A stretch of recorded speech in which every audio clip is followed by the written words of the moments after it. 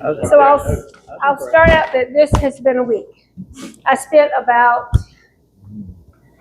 60 hours at Hotel Carilion this week, and I spent 36 hours moving a 21-year-old child from one apartment to another apartment in Blacksburg. So I'm kind of tired.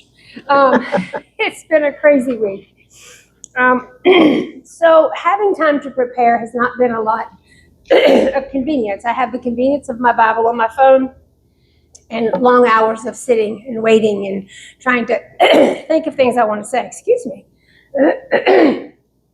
So I'm going to read Bible verses in Ecclesiastes 4:9 through 12. 2 are better than 1 because they have a good reward for their labor. For if they fall, one will lift up his companion. But woe to him who is alone when he falls, for he has no one to help him up. Again, if 2 lie down together, they will keep warm. But how can one be warm alone?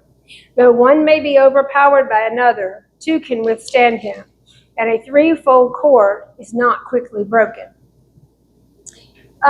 This past week, I will tell you a little story about growing up.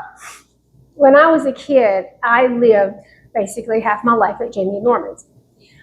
They would come get me. I'd take clothes. I would go to their house. I would stay a weekend, which turned into a week, which turned into a month, which then they took me home because they were sick of me. And then I would get clothes and go back. So when I was 5 and a half, my world fell apart because Jamie went to work. How could she do that to me? I don't know, but she did.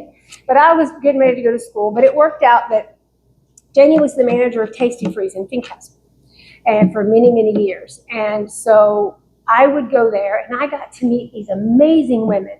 Greta was from Germany, and she taught us interesting words, and she was starched and pristine, and she worked hard, and she loved Jamie. Donna was the maternal person. She was kind. She was sweet. She taught me about Jesus more than I already knew. We would sing Bible school songs together, and I was all over the back and the inside of Tasty Freeze. I met Vera. I learned as I grew up that Vera's life was really hard, but Vera worked hard, and she worked for Jamie. She worked tremendously hard. And then there was Betty. Betty was the laugher. Betty laughed about everything. Everything was funny. And she would say, y'all ain't working today. What's wrong with you? We're going to drown in this place. And then she would just laugh. And she still does. But all of these women became friends with Jamie. Not just workers, but friends. And so God taught me about friendship this week, because those that are still living and able called her, came to see her, worried about her, texted me, called me.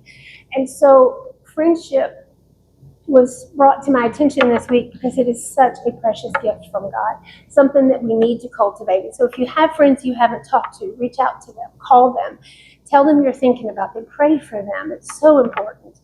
I myself have friends, true friends that I can count on one hand, but as I've said before, I'm sure they've gone through the doggy door for me.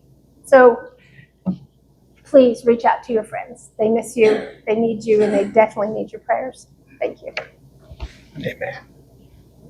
Thank you. And pray for Jane, please. She has her wooden back may come off tomorrow, and that's a big, big deal. And so pray that we